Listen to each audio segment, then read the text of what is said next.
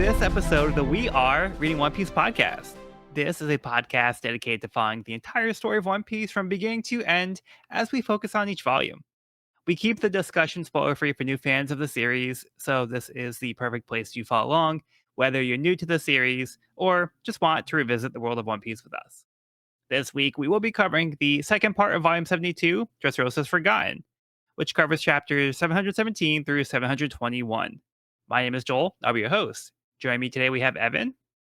Hello. And we have Cody. I just opened up 717 on the app on my tablet, and why are Usopp's calves huge? He's on skipping leg day. He's always running away. He's always running away. He only does leg day. He's just grazing every day.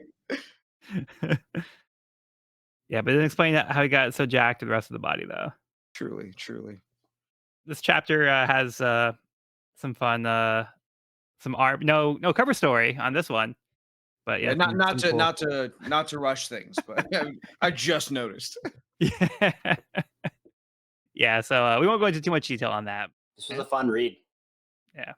Yeah. There's some points I'm very excited to get to in this one.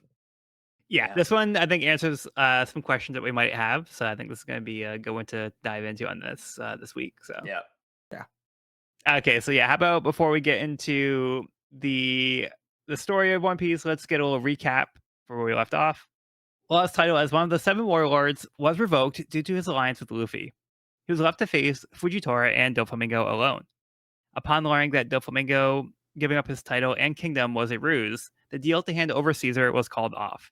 Sanji, Frankie, and Kinemon learned that the Smile Factory and Kinemon's friend are at the House of Toys.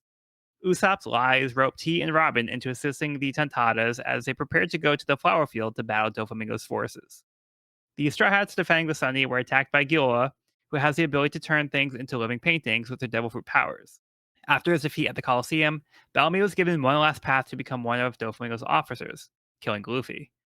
The battle for Block C began with certain names getting attention. However, as the contestants dwindled down, the Battle Royale was left down to 2 fighters, Lucy and Don Zhao. The showdown.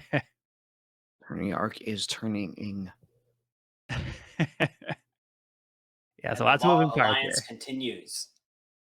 Yeah, the alliance is going strong. Law valued the alliance over his title as warlord. So yeah, respect even him. with his back against the wall, doubled down. Mm-hmm. On the Straw Hat crew. Love it. Committed to the plan. Yep. Yeah, and the plan, the bigger plan. Yes. It's all part of the plan. All right. Well, let's get into the chapter. We're starting with chapter 717, Dressrosa's Forgotten.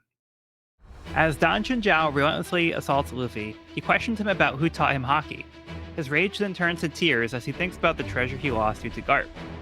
Outside the Coliseum, Sanji and Kinemon notice the Navy forces gathering around, led by Vice Admiral Bastille. As Frankie and the toy soldier make their way to the factory, the soldier fills Frankie in on what's been happening in Dressrosa for the past 10 years. Ever since Doflamingo took the throne, 2 laws were strictly enforced: a kingdom-wide curfew at midnight, and all toys must return to the House of Toys. Toys are not allowed to enter human houses, and humans are not allowed to enter the House of Toys. Frankie asks exactly what the toys are since they have their own free will. To help explain, the soldier calls over a toy dog that was spending time with its family. The dog explains his name is actually Milo. He's the father of the boy and the husband of the woman nearby. So when the soldier asks them who the father is, they have no recollection of him. The soldier tells Frankie that Doflamingo brought someone into the kingdom who has the power to turn humans into toys and make the humans forget that person existed. Every toy in the kingdom used to be a person. Back at Greenbit, as Law battles Doflamingo and Fujitora above, below the Tontadas explain to Usoland and Rabaland that their people are being held in a secret factory and forced into labor, including their princess Manchuri. The secret factory is under Corrida Coliseum.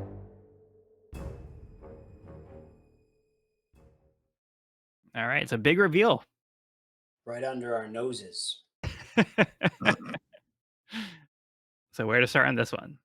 To start from the top, this is a pretty epic showdown we got.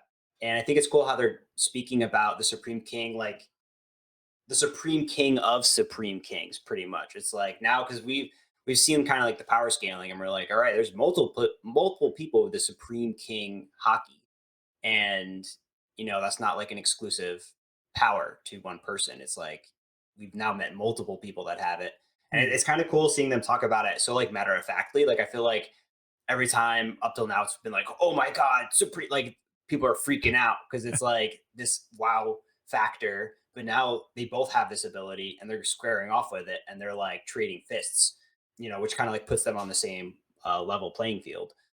So it's kind of cool just like seeing us get here. And now we're no longer shocked by Supreme Hockey. We're like having conversations about it. And he's like, yeah, there's levels to this, and you're not at that level. Yeah, it's like almost expected to really like make your name for yourself at this level of the Grand Line in the new world. Mhm. Like, it seems like a lot of the people who have Supreme King Hockey are the people who are rising to the top. But Yep. like, I feel like you're at a disadvantage if you don't possess that. So it's almost kind of like just having it isn't alone enough to like prove yourself. It's like you have to have it, and like you said, be the Supreme King of the Supreme Kings. Right. You have to have the willpower to progress that far and progress past those who are on that exact same echelon of you. That Yeah. is what it means to be king of the pirates, which I think just fits in so well with what we've heard the new world to be. Mm. Yeah, it's so sick. And also in this scene, Danjun Zhao asks Luffy who taught him how to wield this hockey. And when he said Raleigh, it was like a hell yeah moment. Like it was such a because we also see like Danjin like kind of twitch and like hide his, surprise that Raleigh is still alive, and like obviously a really big name in the pirating world. So like pretty cool. Pretty cool name drop. I want to know what his beef with Rayleigh is. We know there's beef with Garp already, but like, is it just that him and Rayleigh were competitors as pirates, or is there something deeper there? Mm. I mean, there could be history, or it could be like, oh, Rayleigh, he's just training anybody nowadays. Like, wow, he took time to train you, like you piece of garbage. So I don't know if it's like a disdain for him helping Luffy in particular, just because he has a grudge against Scarp's family, or if it's Rayleigh that he has beef with too. So it's kind of like, is it like a double thing, or is it just this situation? For me, it's the fact that he calls Rayleigh despicable slime. That seems to be more about Rayleigh's character. And I'm just like, what? What's up there? What's up with you? Could be. But I do think you make a good point about like, oh, is he really, just anybody really? I think, Yeah, I think it's like the so he's still alive part. So he seems to be familiar with Rayleigh, at least to some level. yeah. But if he Yeah. has a specific grudge, I mean, it wouldn't surprise me at this point. It seems like he's willing to have a grudge and like really hold on to it. He's not a person that just lets things go. Mm-mm. It could be like Rayleigh like called him the wrong name or something, and he got like upset. So Yeah, I feel like he slanders the bloodline later, or if I'm remembering correctly. yeah, we'll get into the reason exactly why Don Zhao is so upset, but we do know that he's got this grudge against Garp, and it's extended to like 3 generations. Yeah, we know exactly what the beef is, but this guy just seems to be kind of mad at everybody. I do think that Oda does humanize the degree of his hatred, even if we don't have this specific nature of it, with the hovering before my eyes, just out of reach lies my treasure. The idea of something being so close to you, but just, I don't know. To me, that line hits a lot. And it makes me very curious about like Hmm. just what it is that Don Chinjao was so mad at. Yeah. Because it could, like, up until that point, I'm like, it could be nothing. But to me, but as soon as you get to that point, I'm like, no, this seems to me, it feels substantial. Okay. Yeah. Oh, he does start crying, so he's having a range of emotions. So he goes from anger to tears. So this is something that's kind of like deeply affected him. Mhm. He took it very personally. Which I think is kind of interesting, right? Because like when we first met Don Chin, wasn't he like didn't we like him at first because he backed up Luffy, like unknowing of who Luffy was at the time? He was pleasant. Right? Weren't Uh, they like pleasant and like welcoming at first? I feel like he kind of clocked Luffy pretty much immediately. I feel like he had his suspicions right away, and then before they even finished, I think it was Block A. I don't remember if it was Block A or B. He just kind of came up next to Luffy while he and Cavendish were looking out, and then he said something about like, "Oh, how's Garp doing?" And then Luffy's like, "Oh, yeah, my Yeah. grandpa's doing great." But Right. yeah, I I don't think remember I him think necessarily being super pleasant. I think I'm misremembering because wasn't We there like a said- scrap? I thought they broke up or something. Maybe not. It was a while ago that we read. There were some people being like, "Hey, who's the shrimp in the armor in the stadium?" Blah blah. I don't personally remember Shinjao. I don't remember Yeah, I who thought it was broke it that up. crew, but maybe It not. could be it could be him. It could not be. But I guess I don't know. There's been an air of civility at the very least with him. I'd say maybe if not for perfectly pleasant, but I don't know. There's a Yeah, lot going on in Dressrosa. There's a lot going on right now. yeah, you might be thinking of when Sai and Blue pulled Dan and Zhao off of Luffy when they were fighting because they're like, oh, let's save it for the ring. That might be Um, it. Maybe I don't know. Forget I said it. Forget I said well, forget it like Dressrosa's forgotten. it. Dang. Nice burn. I don't know. I do feel like it's getting easy for things to be forgotten in Dressrosa. We're like what 2 volumes in, and I'm already like, what happened? What happened 2 weeks ago? Dude, it's How? Yeah, yeah. I'm not mad. There's The a whirlwind. lot going on. Yeah, There's a lot going on. For sure. Yeah, a lot of things to keep track of. Yep. So it looks like the Navy is taking advantage of the Coliseum battle. So there's already been this kind of like law established that the Navy isn't supposed to go in, but they've broken that by having Maynard infiltrate. And essentially they use this as an excuse. So they had somebody go in and collect information so they can collect on bounties when everybody comes out. So they even sent a vice admiral here, and they gathered all these forces around the Coliseum. So they're taking advantage of the situation that whether or not like this is like okay with like Doflamingo, but like they have like this role they're not supposed to be going in there, and they're not supposed to be doing this kind of thing. So for some reason they're deciding to take action in the situation. This feels like something unusual where they would go to this measure. So for some reason they find it's worth it to come in here and collect. Maybe because like the prize for the flame fruit just drew in such bigger names than usual. So they're like, "Oh, this is our perfect chance to take advantage of having everybody here. You know, normally we wouldn't do this, but because these names are here, let's capitalize on it." I think that makes a lot of sense. Your take on it, Yeah. especially with like 2 years ago. It's like Jean Ango was saying last volume.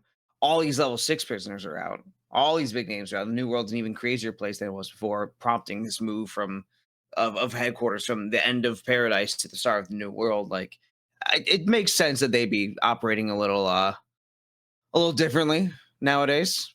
Yeah. Yeah. But I feel like it also draws attention to Doflamingo's power because it's like they're doing a stakeout, right? They're trying to pick off people one at a time as they come out of this place, but they're not storming the gates. Like they're not interfering with what Doflamingo's got going on. Like they're Right. sitting outside trying to pick up scraps, essentially. Not like they're not messing with them. It really Yeah. is like the Coliseum's like off limits, like legit off limits. Yeah, Good it's like that gray area, but the only reason why like they're here is because they also were able to collect the data from having somebody go inside incognito. But they're like, oh, Sure. we're not technically breaking our agreement, but they're like really bending the rule as much as possible. Yeah, they're finding the loopholes for sure. Yeah, and they're like, oh, they're probably gonna be all weakened and defeated after all this intense fighting. So now we can just take them in easily. They're not gonna have that much fight left in them. But to Evan's credit, like the fact that they're like, "Oh, we didn't break the agreement," still says a lot. It's still, Yeah, yeah. and we've met Bastille before, correct? He's definitely appeared before. I I don't feel like I've remember if it seen him before. was. It probably would have been either the Buster Call or Marineford. I don't remember exactly when we've Yeah, seen him. I want to say Marineford. I want to say Marineford. Marineford's probably the more likely one. Sick design. Yeah, his design's really Yeah, cool. it Yeah, is cool. Shark Slicer Bastille. Sweet hockey mask. I'd watch the weird ass metal band he plays in. Yeah, with Killer. Yeah, yeah. Just Really Daft cool Punk with more stuff. distortion. Yeah. Yeah, I was trying to come up with like a Daft Punk joke, but I had nothing. Oh, Pretty good. Yeah, so they say here, but there should be hundreds of losers from blocks A and B already. Why wouldn't a single one of them have left yet? So there's something weird going on. fishy. Yeah, yeah. We can't really. Everyone's dead. They all got killed in battle. It's a battle to the death. It is a battle to the death. But moving on to another mystery, being solved here is what's the deal with these toys. So we learned that the toys were actually humans that have been turned into toys, and the people who knew the toy as a human now they seem to have forgotten that the person existed. So Evan, what do you make of this revelation? So I think that the fact that toys were human was something I had in the back of my head in our last podcast. So I wasn't like shocked by the fact, but I do think it's an interesting reveal. And we didn't get a ton, but we pretty much got that these toys really were once human. And we also kind of get a drop that perhaps there was a certain someone who came to the island and is using their dreadful powers, as Oda put it, to make this transformation happen. Which, all right, crazy prediction. So, like, remember the cover story when Wapple had his whole thing about making toys? Go Yeah. on. What if Wapple's eating people and pooping out toys?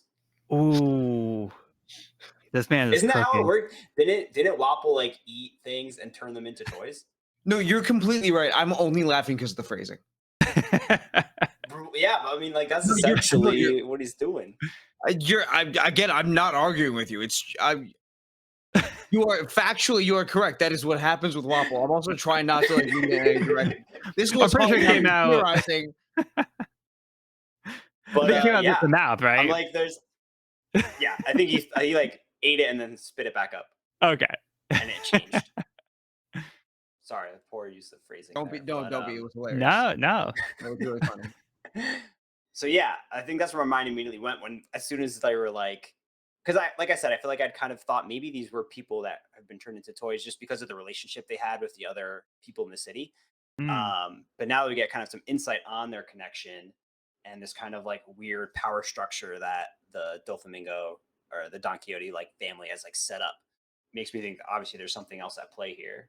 And the fact that they specifically referenced someone wielding powers makes me immediately think of Devil Fruit ability, which makes me think of Wapple, the toy maker. So like, I'm wondering if that's a possibility, or if someone just has Interesting. an ability to turn somebody into toys. We've seen somebody turn people into pieces of artwork, so like anything is possible. Yeah. Interesting connection. Yeah, and that Or would bring the cover story back into play here. Right? That would make the cover story relevant. would not be the And he's a first time. bad guy, so like he's capable of this heinous crime. Is the evil drum kingdom part of the world government right now? I don't know if that has come up, whether or not they are part of the world government. Okay. Last we saw them, they weren't meeting much resistance though. Okay. Seeming right, like as far as I remember, right? Like it seemed like he was rising to power unhindered or getting his way Yeah. without interference, seemingly. Okay. Okay. So I guess we'll have to find out. We will. Guess we'll find out. Yeah. Something that occurred to me on this read is the fact that the Tin Soldier is talking to Frankie about this, of all people. And and I think, we joked a bit in the previous episodes about how Frankie blends in with the toys pretty well. But Frankie's line here is saying, well, I suppose there is a solemn boundary between artificial creations and biological humans, which leads into the question of what are toys. Just the fact that Frankie, who has transcended what it means to be a human, what it means to be a machine, is the one asking this. I don't know what Oda is trying to accomplish with that. I don't know if there is like an arc between Frankie and the toys and humanity, but it's something that I'm going to be keeping my eye on here throughout this read. It's something that just really, really shook me as I read this chapter. Yeah, that is an interesting line. That's good to point out. Because yeah, like the phrasing that he used specifically was solemn boundary between artificial creations and biological humans. So like for Frankie, he is recognizing that there's probably a limit before somebody becomes an artificial creation and it's not being a human. Yeah. Which we've also seen happen with Kuma. So Mm. yeah, so Mhm. I think we've seen that boundary be crossed, and that's the result. So I think Frankie's like he has a conscious decision not to go to that point. So he knows like not to go past that line Yeah. because he doesn't want to lose his humanity. So he values that. Yeah, that's a great point. Yeah. Because Frankie's like on that spectrum. That's why it says there's a solemn boundary. Like he could have said just a boundary, but a solemn Yeah. boundary. So because like you said, he's seen Kuma, like he's seen both sides of the coin. Yeah. I'm And just he's also very recognizing. Oh, sorry, go ahead. Go no, ahead. no, no, it's you, it's you, it's you. I'm going to give it to you. Well, you're the host, so no. Okay. And as a host, I'm going to give it to you. Okay, you know, that's valid. You have that right. You have a solemn right as the host to give it to.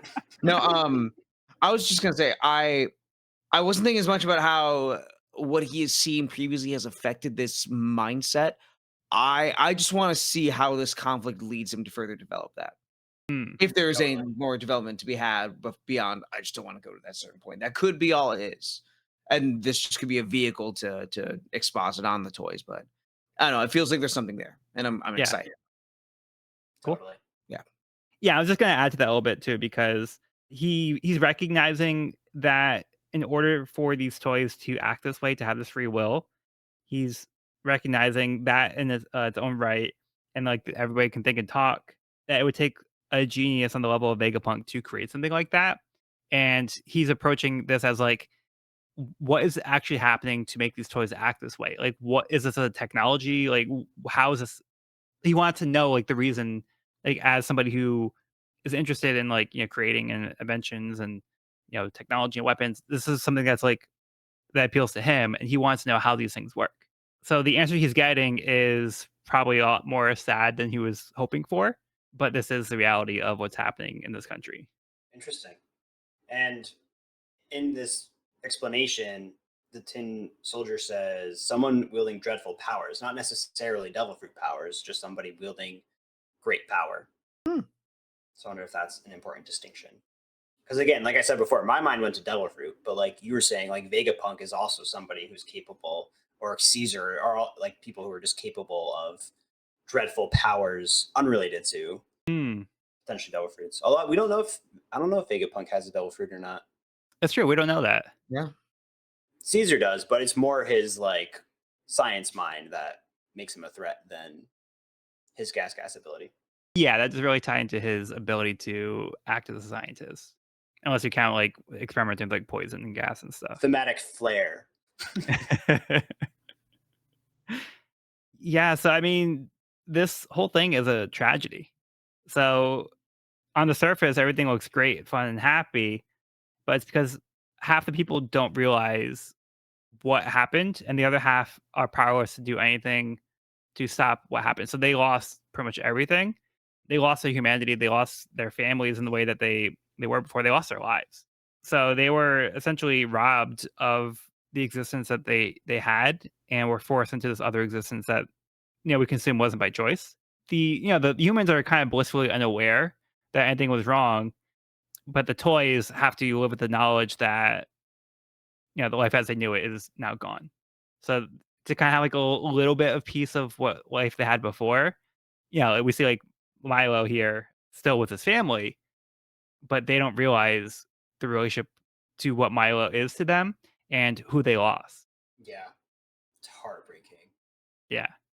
It's Yeah. like So a was the line like when we first were introduced to Dressrosa was like the land of passion and tragedy or something? But yeah, I would say this falls under tragedy.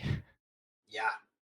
Is Fully. anyone else just thinking about what it would be like if the other two homies on the podcast just forgot about them? Or your work, or like, but it's just like, damn, that really is like, that's just such a tragic experience. Wow. Yeah. Yeah, and you became Can't the believe. microphone, so you would be there for every podcast, listening in and like having opinions and like wanting to talk to us, but you couldn't. You just have to sit Oh there. Yeah. man. Yeah. Yeah. Who was my microphone? Man, no one crashed out over Spandam. That's, oh well, not that big a deal. Yeah, that's why I have to leave my microphone outside every night. I can't leave it inside the house. Oh God. Oh no. Wandering Culver City. Oh no.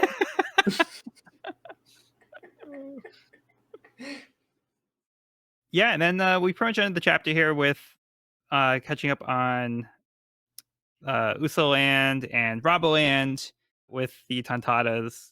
So they're playing this like assault on Doflamingo's army, and Leo explains that their princess was also one of the Tontadas that was stolen. And what the Tontadas are trying to fight for is getting their people back because some of the people were taken and they're being forced to work in the factory. So they want to save their people who are, being forced into labor, which is also another tragedy happening here. Does anyone else find it really cute that Leo lives with his grandma? And he's literally sewing her to the bookshelf just so that she doesn't get blown to smithereens by Usoland's hockey. All the Tontana are so Tonada are so adorable. I love them. I love them. Yeah, like the grandma's face when she like sewn to the bookshelf, and Leo's like, "I did a good job." He's like kind of amazed about Usoland. Yeah, Dressrosa is turning out to be more than meets the eye. It definitely feels like a tale of two cities where there's like two sides to every coin, very literally. Like there's all these dichotomies and like kind of this facade that's being put up Yeah, on multiple fronts. yeah, it's like we have like the surface and like the face of Dressrosa and what they want to present, and then it's kind of like they sweep things under the rug that they don't want people to know about. Yep. Yeah, and then we also learn that the factory itself is under the Coliseum. Mm-hmm. Two sides of the same coin. Yeah, so it's starting I to see feel our like paths converging. yeah, exactly. I was gonna say, it's starting to feel like a lot of these different plot points we've had are starting to meld together. Yeah, they're all culminating in a Yeah, singular location. yeah. So you guys got anything else on this one? I'm good.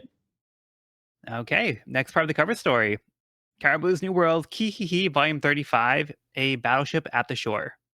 Scotch sees a naval ship has arrived and holds up the old woman. Granny, no. Not Granny. We have another silly exclamation point.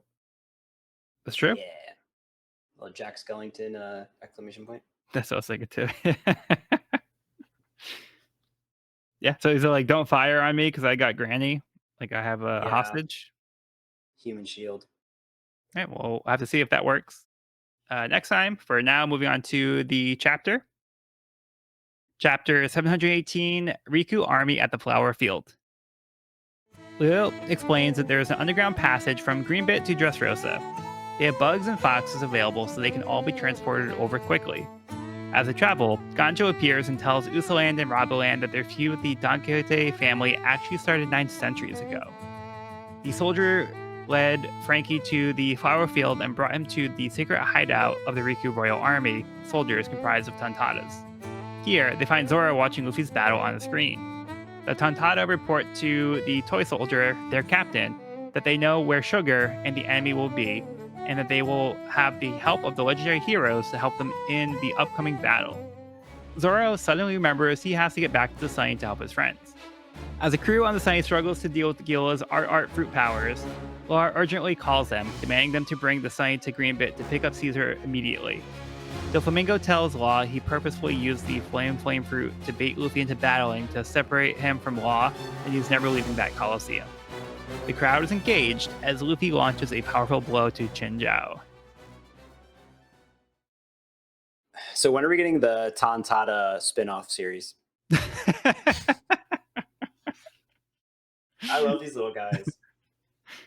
The little airline, adorable. That's the fact that something like that is just used for like a 2-page color spread or a 2-page spread is insane to me. Yeah. So Like good. Oda was really cooking with these guys. He's like, this is the time I have for them, so we're just gonna go all out. Yeah. I This is love these cute. little people and their alliance with the bugs and the fox, and like it was in this scene that I realized like the Tontada like kind of remind me of bugs themselves because their tails are like so they're almost like little abdomen or like Hmm. but yeah, they almost are like bug like themselves because they're like tiny and they have these like huge tails. But Well, seeing two of them them like literally are bugs. and two of them literally are bugs, yeah. I want a spin-off series. I want to ride one of these foxes. They're so cool. And the tail is like a cushion, like brilliant. Yeah, like, just like this little concept of like the airline. This could be like the only airline in the One Piece universe because I don't imagine there's any other planes flying around. I mean, we haven't seen any yet, but I'm gonna go out on a limb and say there probably aren't any other airplanes in the One Piece universe. So just the concept of an airline is, I think, probably unique to the Tontadas. Incredible. Yeah, this scene is so fun. I also love Usopp's connection with the Bucks. He's like, oh, I haven't seen a beetle like you before. We know Yeah, Usopp's connection with beetles and bugs. he does like his bugs. Yeah, he knows his bugs. Yeah, I'm excited to see where this goes. Like, I can't get enough of these little guys. They're so fun. I also love their reaction when they see Frankie is like, who built like the boss battle toy? This toy is awesome. This toy is so sweet. The new model. Wow. I love Frankie's reaction to them just as much. Yeah. Yeah, so it seems like they might have like this Ant-Man kind of thing going on here where they have like the same strength equal to like a regular person. Mm. Mhm. Yep. It does seem that way. Before we move on to like the flower field scene, I just wanted to also backtrack to Gancho. Just make this comment here. I don't really know exactly what this means, but he's saying that their conflict with the Doflamingo, the Don Quixote Doflamingo family, dates back to 9 centuries ago. Hmm. Hmm. A specific time frame. Yeah, that is specific, huh? Yeah. And Robin's the one hearing about this. So I think Robin would be very curious to know more about this. I believe this would probably date back to before the Void Century. Feels like it. Yeah. The Void Century would have been 800 years ago, right? Yeah. Something pertinent is up here. Yeah, I just wanted to mention that just because I don't know exactly how it's going to be significant, but it feels like there's going to be more to it. Right. I just wanted Yeah, there's to got to mention be that. more to that. Yeah. We do learn that the toy soldier is actually working directly with the Tontada, and they call him the captain. So this like also a nice little development here. We also catch up with Zoro. Yeah, his presence here Gosh. and the way he is introduced here is just one of the funniest things that I've seen in the story in a while. Just fully, hey, down in front, get out of the way. So good. He's such a meathead. Amazing. Yeah. Honestly, that's Why what didn't he I invite me missed to about join? Huh? No, I was saying he was like, why didn't Luffy invite me to join him? He was like Yeah. mad that Luffy didn't give him an invite. Yeah. The Goofy's having all the fun. Yeah. It's honestly, and like I appreciate a lot of Zoro's direction post Thriller Bark, but like this is just like the little aspect I've missed seeing from him since then. Just seeing him and Luffy be two halves of one brain cell, love it. I will Love it. never get tired of it. And it's good Yep. to have like a little bit. And he gets back on track. He realizes, oh shit, I've got to find them. But like just that little bit of that means so much to me. A plus. A plus. Hell yeah. Yeah, he got so invested in this fight. He also recognizes that this is Luffy, even though Luffy's in disguise. Yeah. So I think Sanji also recognized Luffy too. Like everybody knows it's Luffy, except for the people who are like actually in the Coliseum. Well, most of them, but some people figure it out. Yeah. Yeah. But Zoro just kind of gets carried away watching his friend fight. He's like, Luffy, what are you doing? Like, stop getting like messed around and get serious here. That's kind of been like his role, I think, during the time skip to like tell Luffy to like get his act together. We also get a name drop. The Tontadas say that we know exactly where the enemy and Sugar are going, and believe it or not, just in time for our grand battle. Sugar. Yeah, so we get this person named Sugar. Unless they're talking about literal sugar, maybe sugar is important to the plan. They maybe need to use it for some reason. But to me, it sounds like it's probably a person.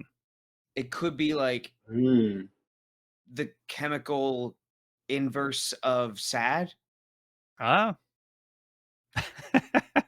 It could be Maybe. someone who loves sugar. Maybe. Because we do know somebody who loves sugar, right? Big Mom? Ooh, That'd be not, a fitting not name. gonna say anything. I'm sending a quick text. I must be way off. Yep, that's what I'm telling Joel right now. Yeah, so then we also get the information that Usopp Land also had other allies. So Usopp kind of covered his bases and said that his friends are also legendary heroes. So they're also kind of like being roped into the Tontada conflict here. He gave the names Luffy Land, Zoro Land, Nami Land, San Land, Chop Land, Fry Land, and Bow Land. And then they put together, oh, that must be Usopp. And Zoro's like, yeah, I think I'm Zoro Land. Yeah. So good.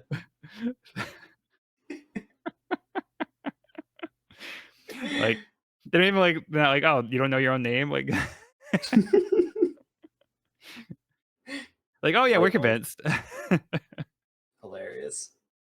Yeah, and what do you guys think of this battle on the Sunny, where everything is getting very avant-garde? Very avant-garde. Dali was the one We're reference having I a got. renaissance. Hmm? I said Dali with the clock is the one reference I got. Otherwise, Oh, the I'm like, melting clock. yeah. Yeah, the Dali clock. Let's go. I will say the casting, we get like this cool hand gesture with some eye art, Picasso-esque style eyeballs. Hmm. So cool. Such a cool little detail. Yeah, we do get the name of the devil fruit here, so it's confirmed to be the art fruit, Checks out. which makes me feel like I'm like barking, like arf arf. You a seal? In this moment, I'm wondering, and this is incredibly pedantic. One, what's the definition of art under the terms of her devil fruit? Because we don't have enough people asking what is art already. And two, with like the real world artistic references that are being made with this fruit, how do those fit within the One Piece world? Did Jola just like figure out? Did she invent these schools of artistic expression herself? Or are there like analogs to all these different artists in the One Piece world, and Joel is just tuned into them the way like an eclectic art collector, art historian would be? You know, I don't know, and it doesn't matter. But I feel like, I'm like, oh hey, that's just a fun little. Damn it, Oda. This is Right? yeah. It's just cubism and expressionism. That's it. Okay. I wasn't. I look. I see I the don't know. clock. I'm Like, that's making probably. So I'm like, I'm not sure like how specific they are to individual artists or just like a movement in itself. So thank you for clarifying. No, I mean, I don't know a lot, but I would say like Picasso definitely seems to be one of the main influences in the style. But I'm not an expert. Art history experts, help me understand this. 'Cause I'm very confused. We know our art history and our bug anatomy, and you know, that's it. We're scholars in every field. Come on. Is there anything we don't know? The comments are just gonna be an endless list of everything we've gotten wrong. Yeah, right. Here for it. With I'm here to timestamps. learn. Yeah, Yeah, I'm here. I'm here to be educated. So if I'm wrong on anything, I'd like to know. great. Yeah, things are going from bad to worse. Yeah, things were going bad enough. Laws also like demanding them to help. So Right. they already cannot control the situation that they're in. They're already in trouble themselves. And Law's like, I don't care what kind of trouble you're in. I'm in bigger trouble. I need you to come here right now. And just like hangs up on them. Like, no, we need help. Yeah, for real. You know I love Sir. law, but what a little shit. He's not wrong though. He is so low. Oh, he's definitely got a lot to deal with right now. But maybe he's putting his faith in Luffy's crew. He's like, I know you guys can make it happen. I Yeah. wonder. I just had a thought. Like, I wonder what would happen if Chopper were to change forms while being affected by the art. Ooh. What would Oh, happen? interesting. Hmm. Or can he even do that? Can he? Right? Can he even do it? Because it does seem like she's rendering everybody like useless.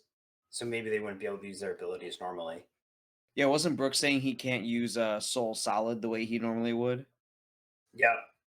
And Nabi struggling to do anything without her baton. Chopper's got rabbits for hands, which is pretty cute. Yes, I mean, I think the weapons being affected could also be a factor there. Yeah. Maybe we'll find out. And then we kind of end here. While still in a tough spot, and Luffy's also continuing his fight with Dan Zhao. So things are still underway. Moving right along. Hawk rifle's new, I think. Like an Um, armament rifle. Or is it not new? I'm not sure. Yeah, I don't know if that's come up before actually. It seems to be like an armament gum rifle. Maybe like a twist to it or something. Yeah. All right, you guys got anything else on this one? No, I wish we got more of the Law Dofi fight, but hopefully we get more later. All right, well we'll see. Let's get to the next part of the cover story. Caribou's New World, Kihihi, Volume 36. Captain Gabru arrives alive and on the scene. Caribou arrives in Gabru's attire, posing as him, along with his crew. Better save that nice old lady. You better. I swear to God, Caribou. I swear to God. I swear to God.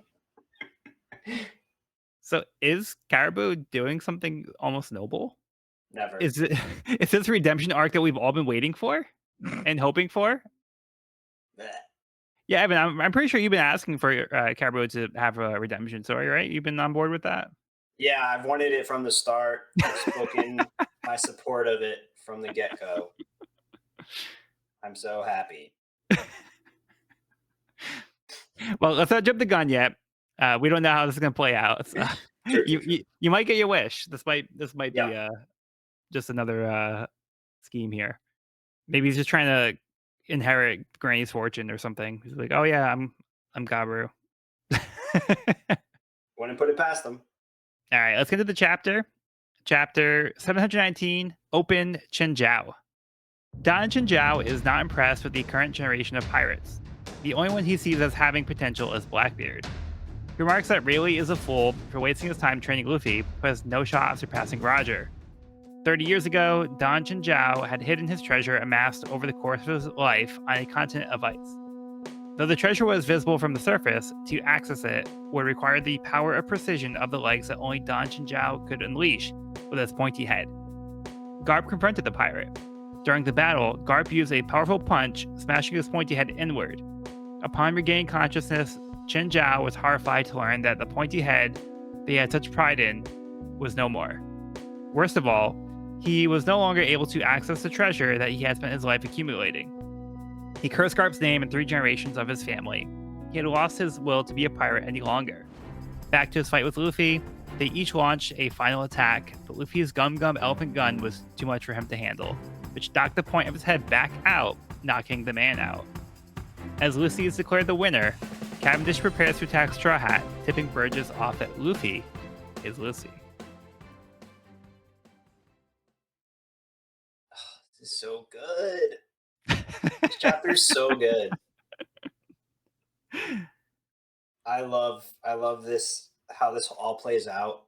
I love the themes that Oda's playing with here too, with like, I don't know how to put it, but I feel like even here when Luffy knocks him out, he ends up helping him because he ends up giving him back what he lost and what his entire grudge had been based on. And he almost like, I don't know exactly how to articulate it, but I feel like it fits so well with Luffy's character because as we've seen, he like makes allies wherever he goes and he's constantly opening doors. Like Luffy's never shutting doors. And I feel like this person has shut a lot of doors in their pursuit of revenge and has been blinded by being wronged all these many years ago. And it's just like such a poetic like finish to this like face off, I think. Like him knocking him out, but also redeeming him and undoing Garp's damage, like in a way, which is like wild. I think that's just like, I think Oda, like this whole chapter, I think was just written so beautifully. I love the idea of like the treasure being just below the surface and like him being the only one able to open it up. And like earlier on, Chinjiao was like saying that same thing about Luffy being like this object that's right in front of him that he can't quite grasp and can't quite like extract his revenge. He can't quite like get the treasure beyond it's like there's a wall that's holding him back, and like that wall is his revenge and his approach to things. And I think like it's just the perfect foil to Luffy, who's the opposite, who's always opening doors and always making connections and helping people and growing powerful in that from those interactions. Good points. Yeah, Yeah. I love this for a lot of the same reasons. One, seeing Xinjiao unable to open the sheet of ice that had his entire nation's treasure, absolutely heartbreaking. Yeah. And we were talking about 2 chapters ago, just the image of like, it's just that feeling of like this thing that I need or have worked so hard for is so close to me, and there's something that's just so stupid, but just so unfair, like, or just the fact that it's something that was it was so simple for me to get to this. I know that I, at my best, in just the state of who I am able to attain this thing, and right now I just can't. Yep. Heartbreaking. Um, Heartbreaking. yeah. But what Luffy does here is, like you said, he erases the damage, the physical damage that Garp did to Chinjiao to take that ability away from him. Which it's not Luffy's job to do this. Luffy did Right. not do this to Chinjiao. Yeah, he's related to Garp, but like as like One Piece has had as a thesis for many different conflicts, this the son is not responsible for the sins of the father, blah blah blah. But then we see in arcs like Skypia, like Fishman Island, yeah, the descendant is not responsible for what happened due to the ancestor, but there is still an impact that can echo throughout the generations. Granted, this is a much smaller scale version of that with Don Shinjiao, but Luffy still said Luffy wasn't even. And the thing is, Luffy wasn't even trying to help Shinjiao. He was just trying to win the fight. Really, he doesn't Yeah. give a shit about any of this. Which Right. again, as I've mentioned before, is what I love about Luffy and what I think truly makes Luffy a good person. But Luffy has undone an intergenerational conflict. That's just essentially what Yeah. Luffy has done here. And that's essentially, I think, a big part of what we talked about with Fishman Island, about what he did with, ringing the bell in Shandora. And just seeing that distilled into this one very small, very, very personal vendetta is so sick. It's amazing. Yeah. Even if it's It's like like a even if this doesn't he's have to so do with like anything pure. ever, it's just like it's so fundamentally One Piece. And it was just like manifesting that in just every little thing. It's great. It's great. Sorry, that's all I have. I think that's such a great point, though, and I think it's like Luffy's like innocence and his lack of like selfish desire. I mean, it's just like it's a but at its core, it is a selfish desire because he wants this goal for himself, but he's not willing to step over people to get there. Like he's he's growing as a character and growing with the people around him and bringing them on this journey. It's like a journey instead of like a goal or like a end game. It's more about like getting there. And so he brings these people with him and he builds the people up as he goes. And he goes into these cities, as we've seen in so many arcs now, and completely changes them for the better. Like just like goes in with no intention of saving a city and just completely flips it on his head and walks out of there being like, all right, now I just keep on doing what I've been doing, like nothing's changes, like nothing happened. Yeah. Such a cool character to base an entire series around. I love Yeah, I it. think Luffy's attitude is very well stated here when Don Chijiao says, "One strike from your grandpa's fist stole everything from me, and now you must pay." Luffy says, "One punch, who cares? He's punched me countless times." So, like, You don't give a shit, man. yeah. So Get he's kind of over like, it. Fuck so kind you. of after hearing the sob story, he's kind of like, "Dude, whatever, just get over it." And then then he just like does the punch. So like Luffy had no intention of helping this guy out. This is just a pure accident, but in like the best way. Because like you Mhm. said, he, like, inadvertently undid the generational damage that was done to like, what was he was wrong before, but Luffy accidentally found the solution and fixed his problem.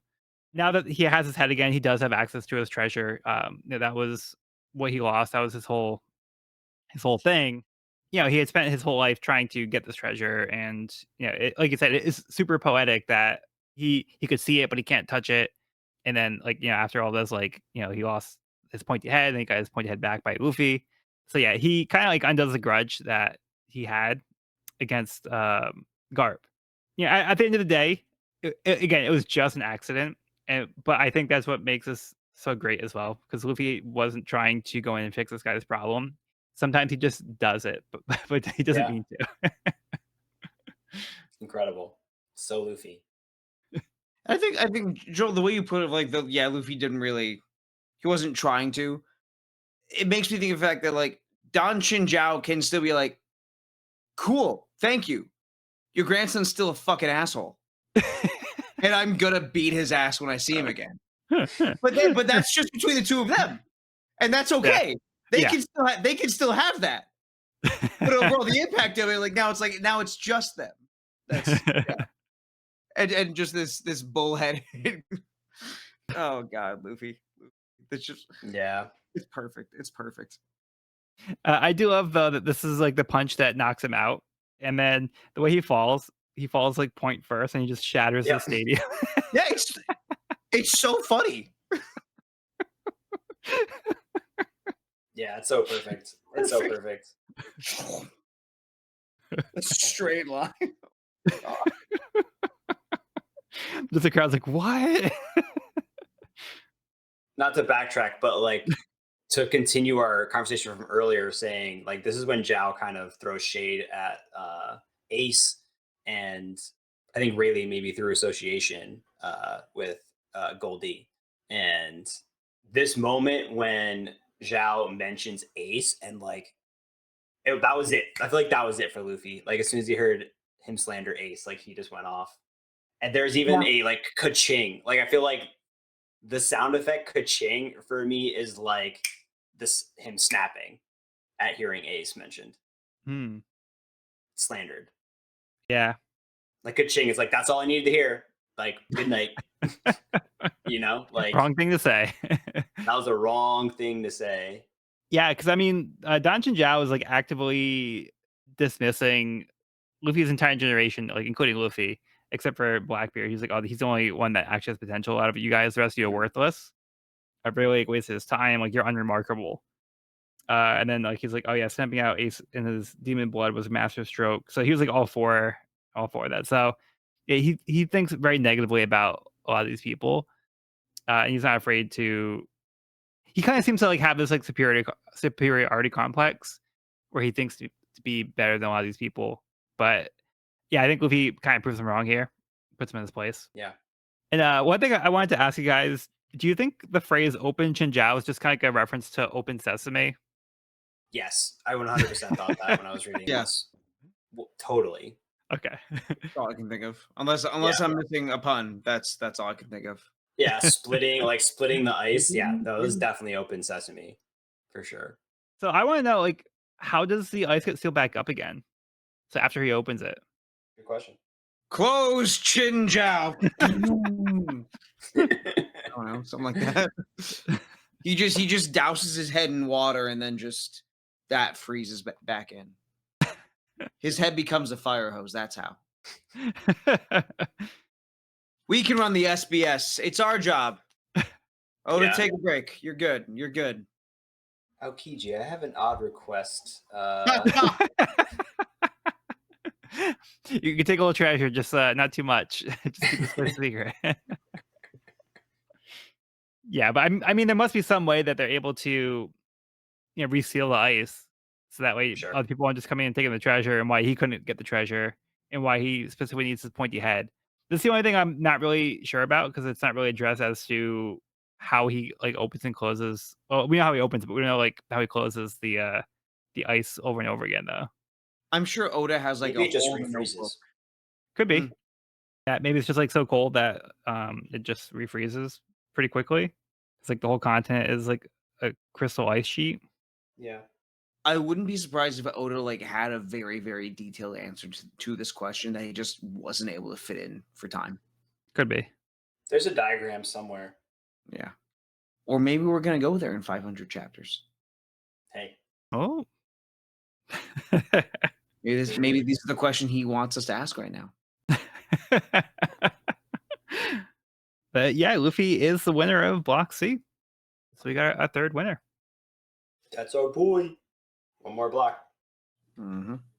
And Burgess is definitely on to something. Yeah. Can't be good. Can't be good.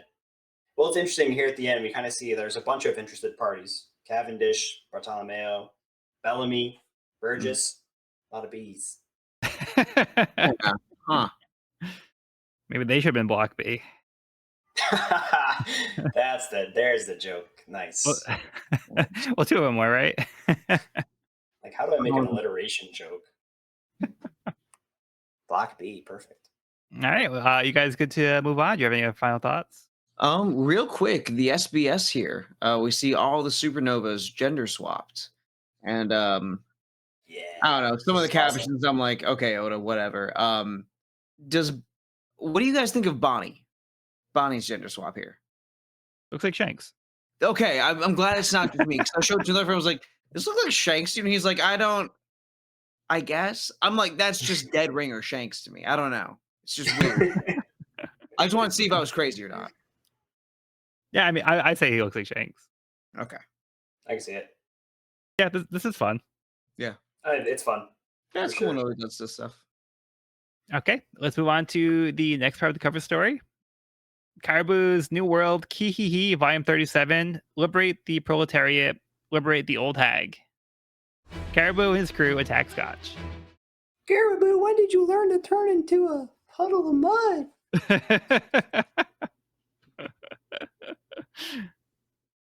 Granny's never seen that before. That's for sure. Yeah, right. It's like, oh no, I have to watch my grandson die again. Jeez. It's like You almost get a cool silhouette here of like a metal castle looking thing. That is pretty cool. Because we haven't gotten a lot on this island. Like, other than everything's made out of metal, that's Yeah. kind of it. That's kind of all we've gotten so far. Some weird looking mountains. But this is a landmark, looks like. It could be the factory. The weapons factory. Yeah, probably. That would check out. But yeah, I mean, it looks like they're actually helping the worker army. Looks like it. So, pretty cool. He seems to be taking on the Gabaru role. Okay, let's get into the chapter. This one's going to be a little lengthy, but I'll see what I can do.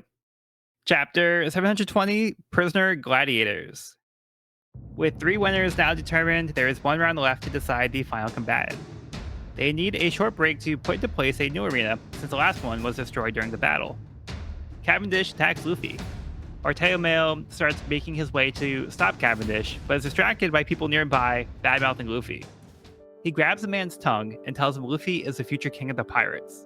He tells the man he was there at Logtown 2 years ago, when Luffy declared he would be the king of the pirates, as a bolt of lightning struck, freeing him.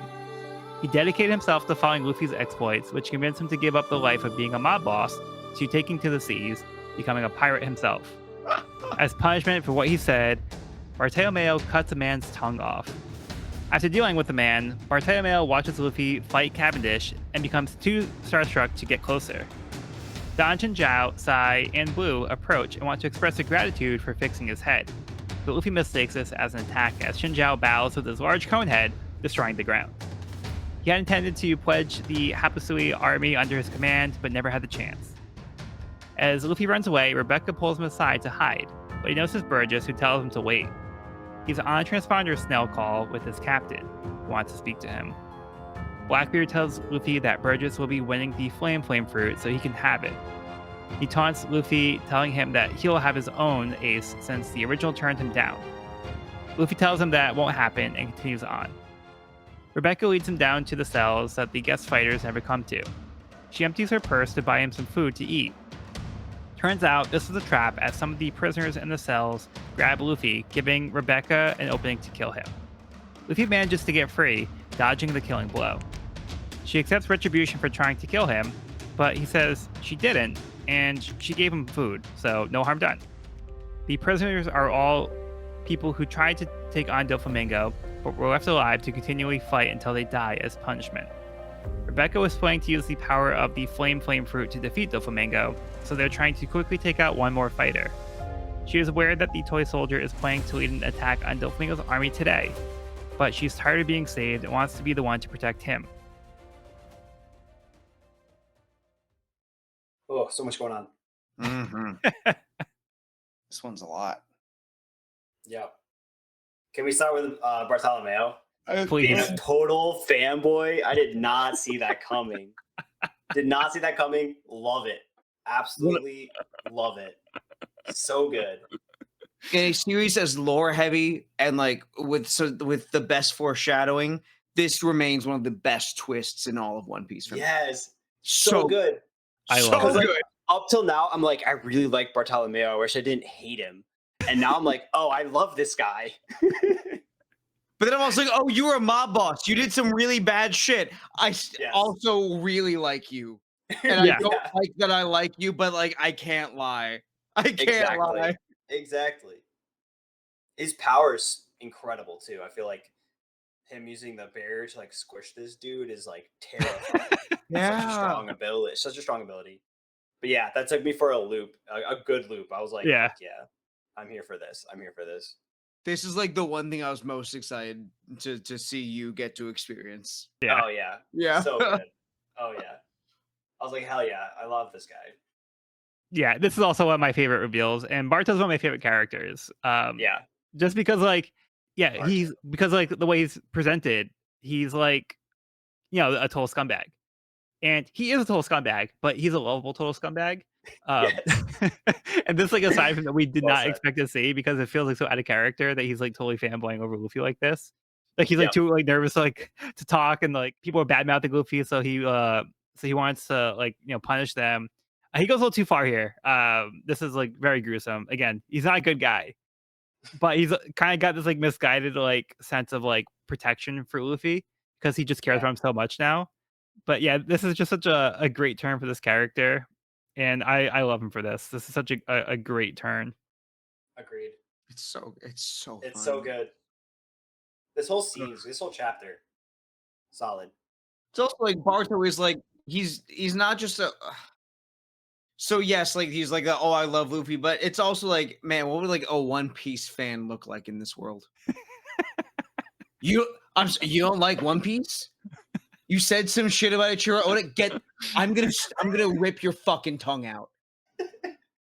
Yeah, that's what I thought. It's the best. Luffy's gonna be king of the pirates. Like I've been that guy. I'll admit it. I've chilled out a lot, Good. but like I've been that, and that's How that's dare why you, bad math Goda? Yeah, I'll take a piss off this roof if you don't stop talking shit about One Piece. I love Barto. He's still such a troll. He's Yeah. he's such a still troll. slimy, but like Yeah. it's just such. It's so well balanced. So good. Yep. So good. I love Barto. And I think it's kind of cute, like how he's like he's trying to defend Luffy. He was like, "Curse that round cabbage! I wish I could just kill him and protect my hero." And then he's like, "Hey, you, cavity!" Yeah. He's like, "Oh man, I'm stammering." Like he's like, he's like, this would be me, like not getting my words out right. I can't even like talk normally, but Oh my he's god. like, he's like so nervous he can't get the words I don't know how out. to break the ice. Like, what do I say? It's Luffy. Like, what do I say? I don't know. I don't know. What do I say to him?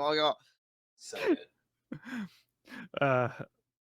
It just paints him in such a funny light before because he seemed like such a like cocky, overconfident person who knew how to handle himself. Like, and then it's funny to see him flipped and being like gushing over Luffy and like not knowing how to handle himself. I think it's really funny.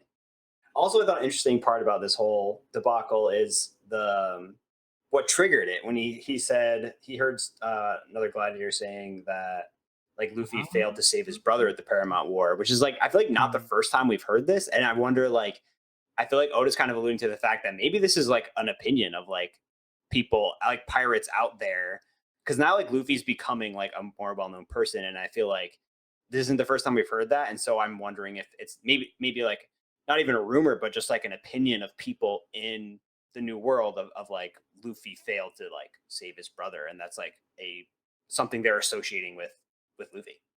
I'd say that's Yeah. strengthened by the point you made last chapter of Shinjao bringing up the fact that like he didn't directly say it, but he was implying like, hey, they killed Ace. Seems like it worked out. So I think I know. Yeah. I feel like both mentions of it makes me think that maybe that is like a more common opinion than we might think. It's a really good point. Yeah. And there could be like a public perception too of like Luffy again. He failed to save his brother, and then In front of the whole world. and then disappeared for 2 years. So maybe people thought like, okay, wow, he like, he's just done, and like he couldn't deal with Right. it. So yeah, that might have given people like a false impression of Luffy of being like incapable. Yeah, Yeah, so I feel like that that could checks out that could be yeah, that could be an opinion that people just had because of things like that. because it was publicized too. Like, and people Yeah. saw that happen. That was very public knowledge. And then, yeah, like you said, he disappeared for 2 years, so people are gonna come to their own conclusions, and people are saying that Luffy failed Ace. Was it for lack of trying? Wasn't for lack of trying, that's for sure.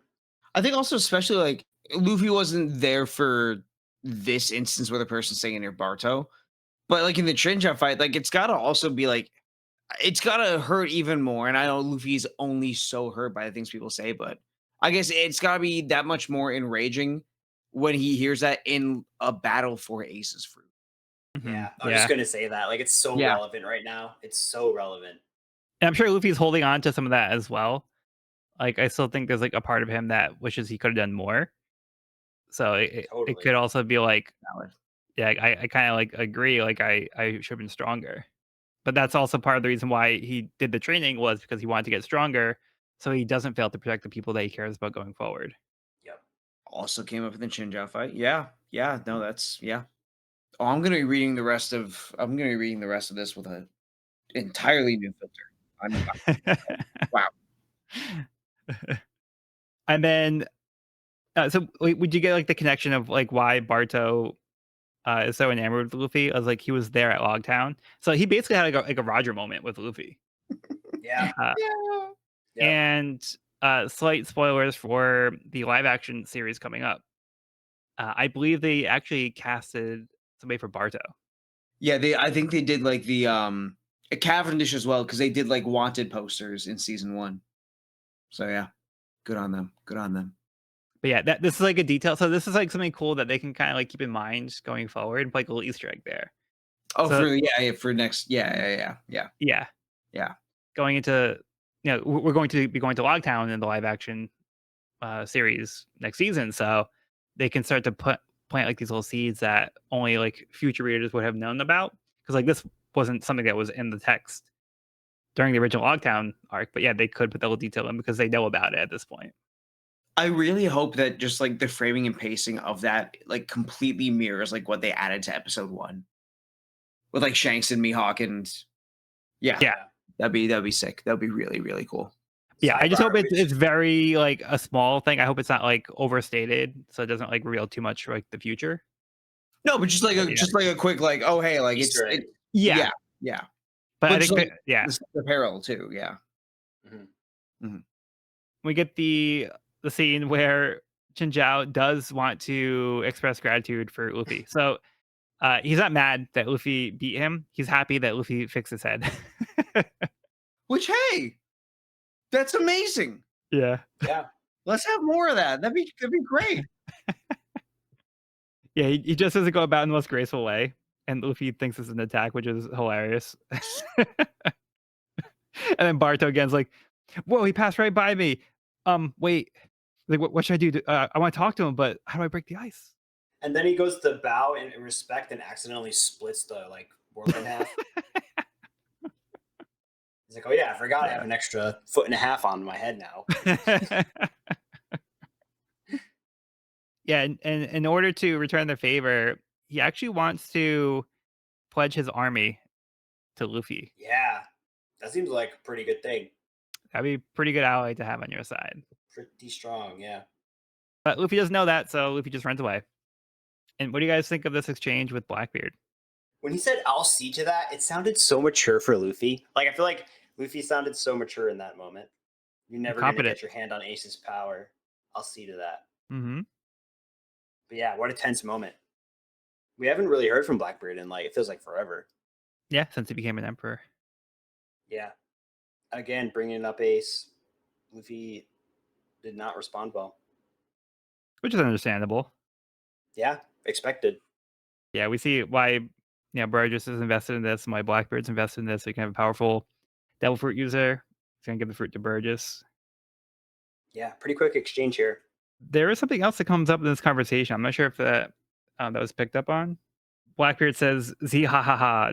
Doesn't that go for Shirio too? So Shirio's still with Blackbeard. Yeah, I Then was yeah. And then Burgess says, "Yeah, but I just can't bring myself to trust Aokiji's word on this." I'll have So to why remember is that. Aokiji talking to the Blackbeard pirates? Hmm. Hmm. Hmm. What the heck is what was Smoker talking about at the end of Punk Hazard there? What's going on here? Wasn't he kind of saying like Aokiji's the wild card? Yeah, like he asks, like what, like where do you stand? Yeah. Yeah, who are you right now? Yeah, What? uh-huh. Yeah. And What's your we never deal? get an answer. Right. Mm-mm. Just something to think about. Yeah. Yeah. And yeah, what do you guys think about this scene with Rebecca and Luffy in the prison area? At first, I hated it because I was like, I really liked Rebecca's character, and this felt like a betrayal. But it's also like they're gladiators in a battle to the death, and like she just saw Luffy fight. She has like very moral and good reasons for wanting the flame fruit, and she just saw Luffy kick some serious ass, and is like, my best chance at killing this guy is in a seedy way. But then after thinking about it, I'm like, I think this makes sense because there's no way she could have killed him one on one without help. And so she was doing what she could to make her odds better at getting the flame fruit, to like save all of these poor, injured, wounded gladiators who are, in a lifelong contract to battle to the death. I mean, she has noble goals, even though she went about, trying to obtain them in a non-noble way. I think it was kind of practical for, her situation. So I feel like I can't blame her too harshly. And I think Luffy felt the same way. Like he was like, you're not, your heart's not in this. Like I Mhm. see what you're trying to do.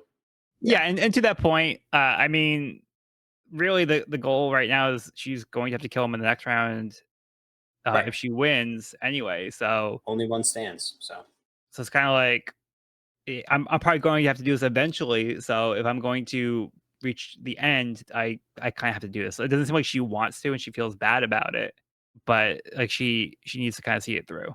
Yeah. Yeah. Luckily, Luffy is who he is, and this plays out the way it does. yeah. Yeah. There's a difference between this being a one. Hey, let's just get this done in advance. Meet me outside, one on one, fair sort of thing, and the ambush with like the extra help to immobilize it. But just as far as like the honor aspect, to me, it does read as a moment of weakness for Rebecca. Yeah. But but Luffy is the person who can differentiate between a moment of weakness and someone being wicked. So that says enough for me right here, and just gets me more invested and curious about just how deep the need is for Rebecca to do this. Yeah, and the fact that Rebecca gave Luffy food proves that she's a good person. We've already known this is Luffy's Yeah. logic. Yeah, This has come up That's the key before. to Luffy's heart. Give him food and he will, yeah. Yeah, so I mean, luckily that actually does kind of win Rebecca over. So yeah, this is an unfortunate situation. Rebecca is, I think, a likable character, and normally she seems to be like a good person, but like Cody said, like this is a moment of weakness where she has to make this call for the greater good that she isn't happy about doing, but this is her best chance of possibly winning this thing, so she can achieve her goal of trying to get back at Doflamingo to help this country. Yeah. Yeah, we've said it a million times. Luffy is a good judge of character, if Yeah. nothing else. Yeah, I think that's great about the scene too. Like Luffy's able to recognize that. This is like a good example of Luffy recognizing like the true character of somebody. Yeah. He's not judging her based on her actions, like he's judging her based on who he believes this person to be. Yeah. I did think it was funny. He thought the prisoners were mummies. Yeah.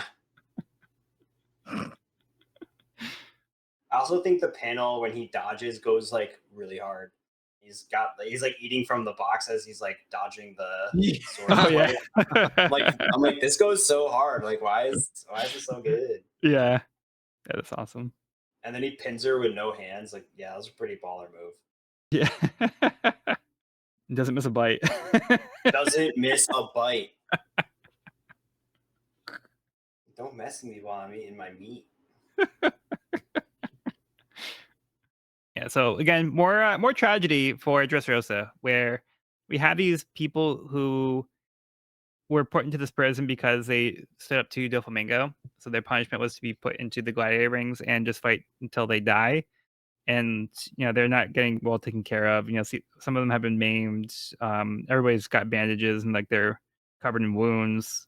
So they don't have a good chance. So like every time they go into the ring, it's probably gonna be their last time. This is kind of like what happens to people who stand up against Doflamingo. And the Coliseum is kind of like a way for Doflamingo to oppress people.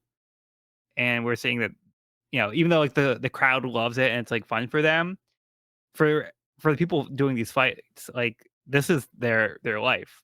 Like they don't want to be somebody's entertainment. Like they're being used and they're being forced to fight.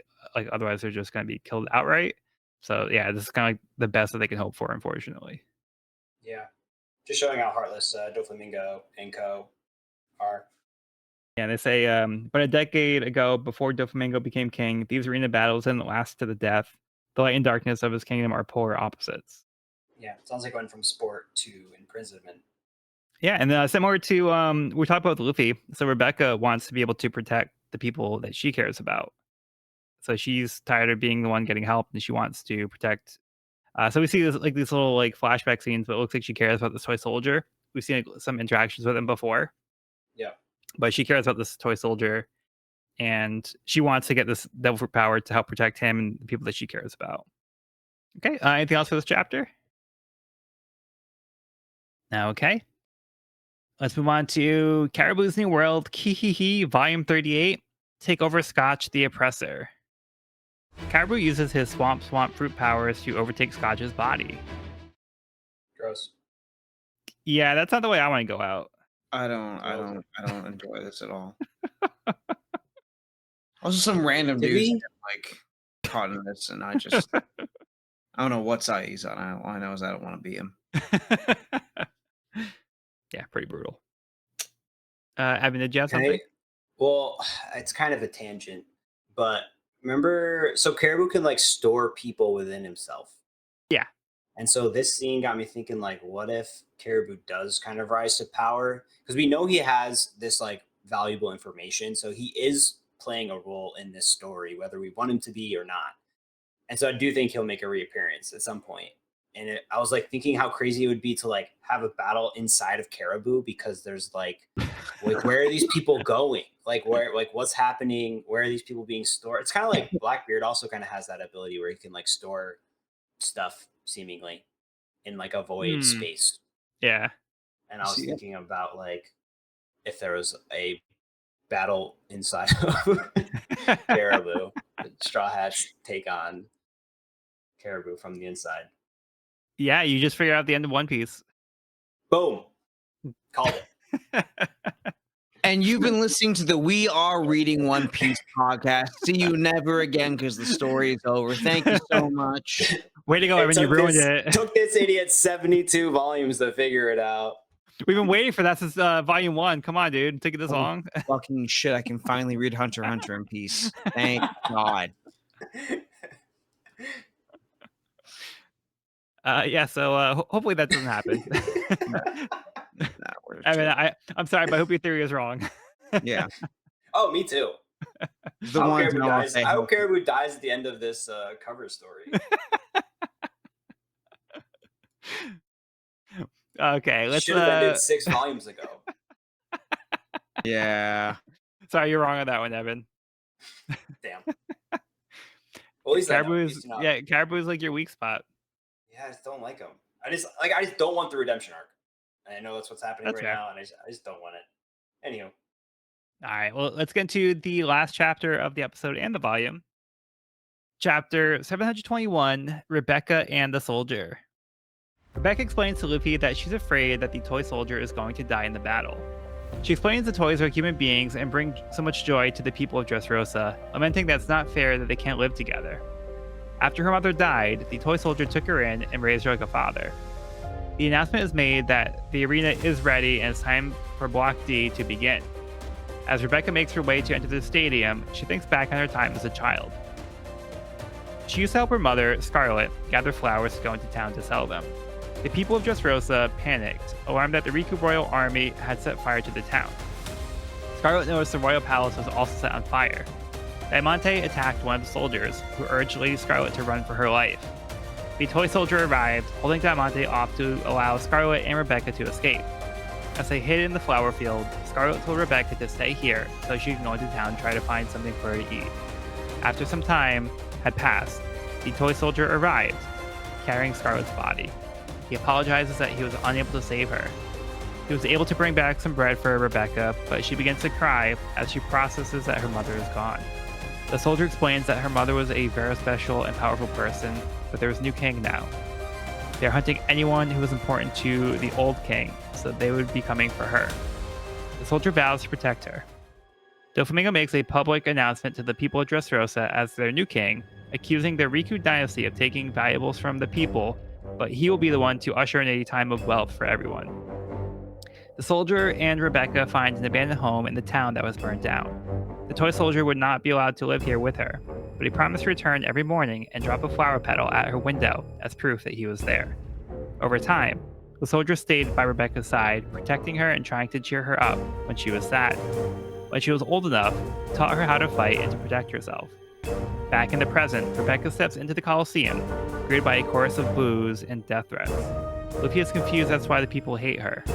One of the prisoners explains that Rebecca's grandfather was the previous king, Riku. It's another revelation. Yeah, so what do you guys think of this Rebecca backstory? Classic Oda backstory, man. Just like right in the heart. Yeah, people only die in Oda backstories. Yeah. Without exception. Without exception. Always gotta be somebody dying in these backstories. Yeah. No, this is heart wrenching. I mean, this is so sad. Yeah, just like But the the scene with toys, the toy soldier coming back with Scarlet's body. It's just like yeah, really devastating. awful. But the toy soldier was there since the invasion, right? So it seems like he seems like a very pivotal character. Yeah, because so why? Yeah, that you bring a good question. Why was he protecting them before before Rebecca even knew who he was? That's Yeah, and like mhm. didn't the toy thing start happening after the invasion? Like didn't Dofi bring that with him? Yes. So I think this gives us like a timeline Yeah. of when this happens and how long this person has been a toy. Yeah. And I don't know, this might just be a random guess, but like the fact that he is missing a limb, like after having just seen all the gladiators, like it makes me wonder if maybe he was a gladiator before and was missing a limb due to his fights in the arena in the Coliseum. Okay. Okay. I mean, that would make sense. I just wonder how he would have gotten involved with Doflamingo then. Yeah, we don't really get a lot more on him. But he brought Rebecca food, which, as we know, is the one sign you can tell a person's good. Good point. We just saw this happen the last chapter. Yeah. Yup. That really is Luffy's love language. But there's something also just like so universal about that though. Absolutely. Yeah. It's It's become the such basis of a Sanju's character as well. Yeah. yeah, yeah. I don't know the fact that it's something that's just so universal to like staying alive, but can be also something so silly. Like the fact Also, we can take this basic thing as like a oh silly fucking Luffy, but I don't know. There's just something powerful. I'm not expressing it well, but there's just something really, really, really nice well, about that. I wonder if it's like a cultural thing. Like, I wonder if in Japan that sentiment is held in like higher regard than it is maybe in the States. Because it's also Zoro's intro, eating the Yeah. rice, like eating Yeah, food that was given to him, like forcing it down. Like, I feel like it's just been a theme throughout and it's integrated into like, everything. So I yeah, wonder if it's more of like a cultural difference, or not even difference, but just like cultural like Like an significance. emphasis. yeah. Yeah, I mean, there's a chance that Japan doesn't like, just throw out billions of tons of food every day. And so that might, but anyway, so maybe, that's something they're more conscious of. I just think it's something like, hey, I need this to stay alive. yeah, You can have it. sustenance. There's just like I such a think it's gesture universal. behind it. Yeah, I think it's just like the universal. I want you to be okay. Yeah, it's like a selfless I'm thing not- of like, and I'm trying to take care of you and make sure that you can keep living. Yeah. Yeah. It's also just something, it's so simple. It's just such a Yeah. simple thing to do for someone too. But there's so much weight behind it. Yeah. Right. It's Ah! something that we take for granted as well. But like, in these situations, like Scarlet and Rebecca were on the run from what was happening here. So they see that like this palace is on fire. Now being hunted because they have some kind of connection to the Riku kingdom. Like they're trying to hide out in this flower field. And Rebecca's mom, Scarlet, says that she's going to go and get some food for her because it's been 2 days and they haven't had any food. At least like the toy soldier comes back and does give her food because she hasn't eaten in 2 days. And it's also interesting that she says in the previous chapter when Luffy says like, "Oh, you're not gonna eat anything," she says, "Oh, I'm not hungry. Like I don't get hungry." So I think this is kind of like a callback to that as well. Yeah, in this case here, like the toy soldier comes back and is trying to nurture her and take care of her and protect her. But we don't know exactly like who the soldier is, but we just know that they at least care about Rebecca. They might have like some kind of duty to like protect her or something. Yeah. I just love seeing. Respect for Tin Soldier too. This guy's a class act. And another reference to Dofi's human trafficking, like at the end here. They try to steal Rebecca for human trafficking, Mhm. which we know Yeah, that is was pretty heavily gross. associated with Doflamingo. Yeah. That's crazy how Punk Oh, has and one. the pedal callback too. We get the Yeah. pedal There's the earlier on the context. windowsill. Yeah. Ah, yeah, that hit. It's So That hit. now we so know cute. who left the pedal and why. Yes, very sweet. I also just love seeing Rebecca in the flashback slowly warm up to the soldier. Yeah. Goes to this little like I'm all over the place. I'm falling down. Yeah. Oh no! It's just Well, slowly starting to she find his throws a body. rock at him. She threw a rock at him like early Yeah. on after he fed her or gave her the food. Yeah. Maybe. Yeah, that was sweet. But yeah, I do like his like little attempt to try to cheer her up, where he just kind of like flips around with his body and stuff. Yeah. Like it's such like a sweet little thing that he does. It's really sweet.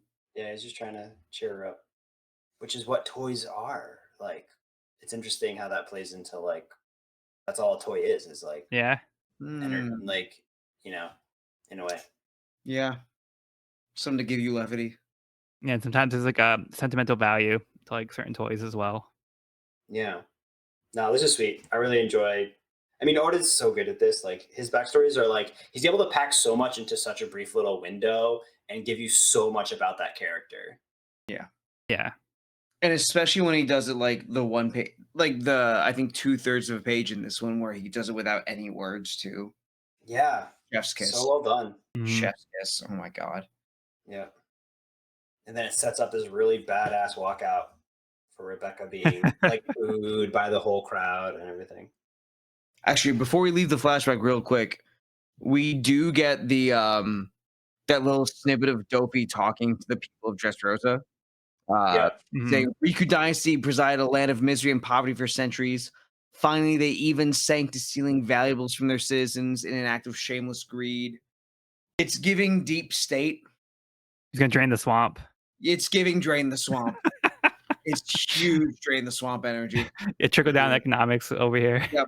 Yeah. And I'm just like, damn it, Oda. He's too good yeah. sometimes. He's too real sometimes.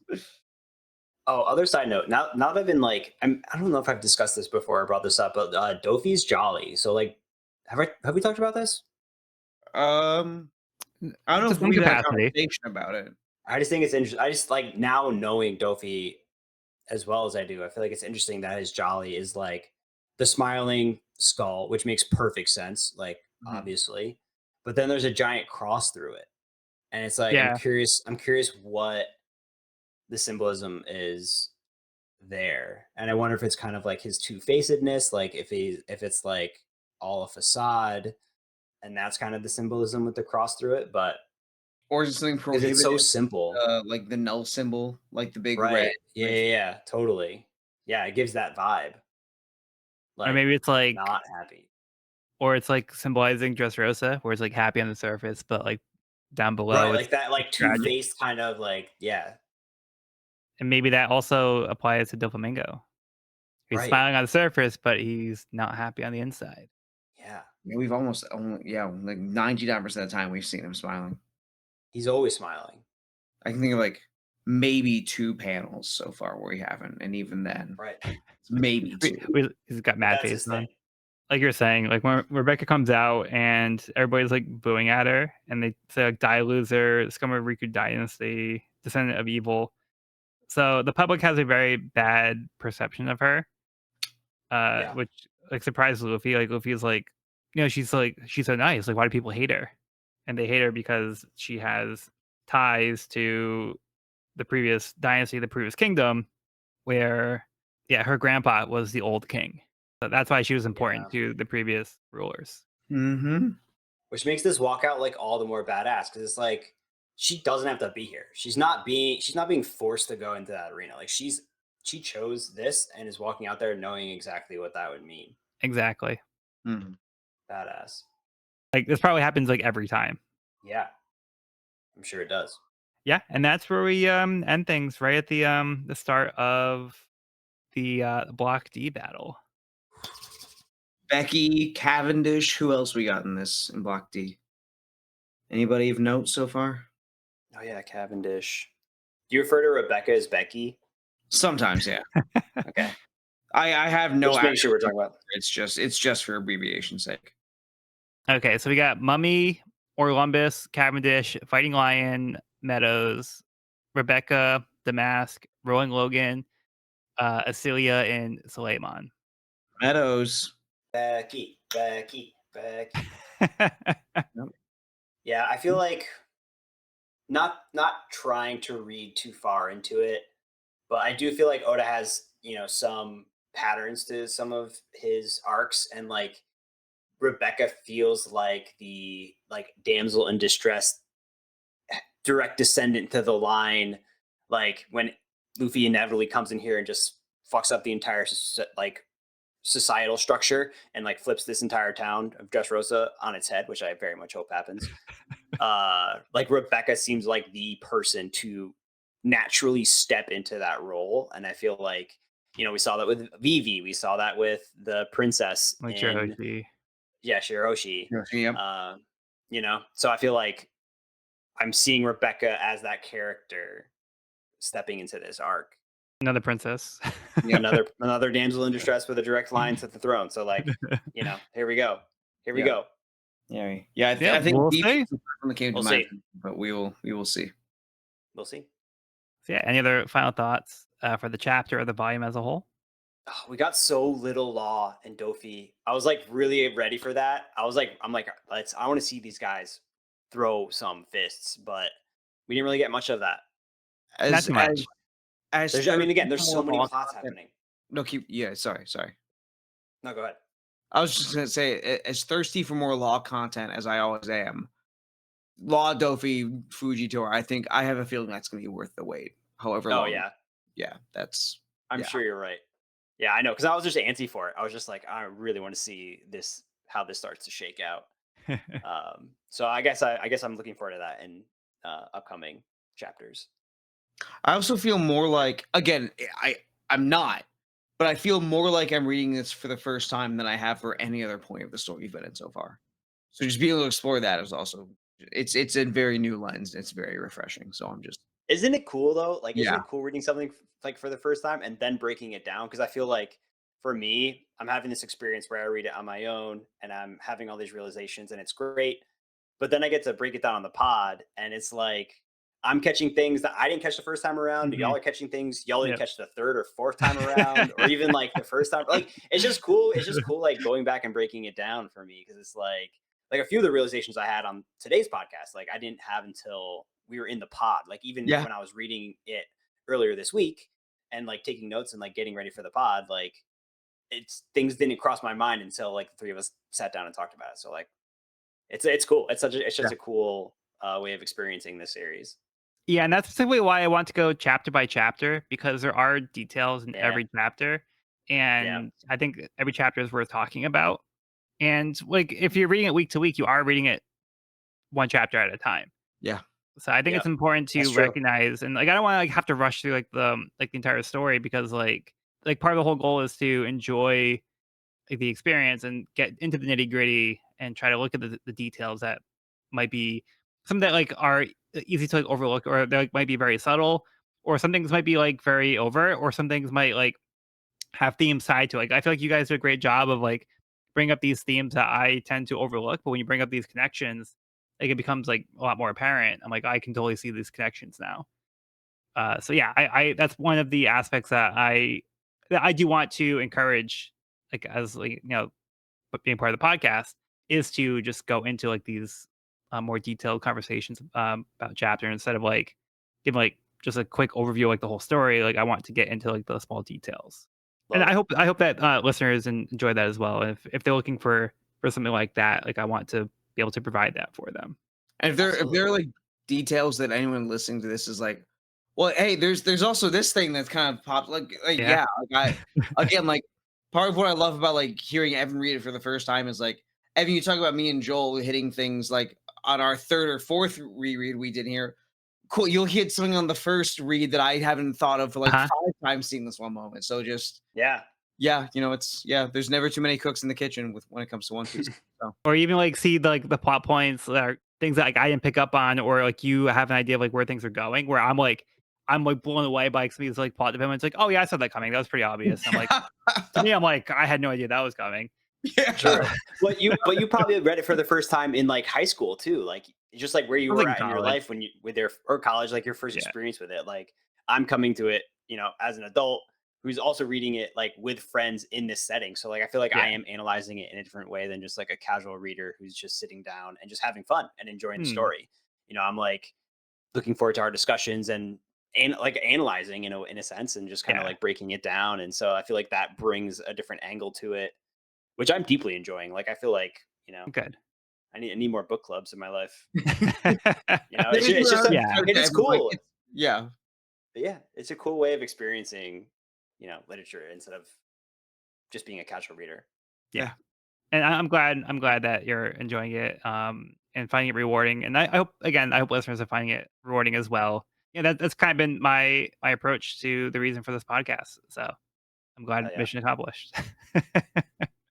But yeah, I'm personally very excited for what's coming up, and there's a lot of big developments that happened in just this part of the volume. Just Rose has been pretty crazy, and we're starting to see a lot of the storylines and the plot threads that felt very separate are now starting to come together, and it's starting to feel pretty cohesive. Like there's still a lot of different moving parts, and things can get crazy. We'll have to see how things go from here, but we're starting to see the pieces coming together in a way that I think is very gratifying, and I think this is just like a super exciting arc. I know I say everything's exciting, but it really is. But Just Rosa just has so much going on, and there's a lot to look forward to. So just Can't wait. buckle up. Okay, but that will conclude this week's episode of the We Are Reading One Piece podcast. You can find this episode wherever podcasts are found at We're Reading One Piece podcast.buzzsprout.com or on the YouTube channel at We're Reading One Piece. This is a spoiler free channel up to where we have recorded the podcast. So if you're new to the series, you can visit the channel there. You can also find me and this podcast on my YouTube channel at Power King Codex for more One Piece content. If you have any questions, comments, or feedback, you can reach us at wearereadingonepiece@gmail.com. We'd love to hear from listeners, so if you're enjoying the show, or if you have any suggestions on how to make it better, let us know. Next episode, we'll be starting volume 73, Operation Dressrosa SOP. I've been Joel, and I've been joined by Evan Thanks for listening. and Cody. The legendary hero of the One Piece, Evan Mullen. Yay, it's me, the hero. Evan Land, actually. yeah, Evan Land. Evan win. Yeah. All right. Well, be sure to bring along all your hopes and dreams, and we'll see you on the next episode.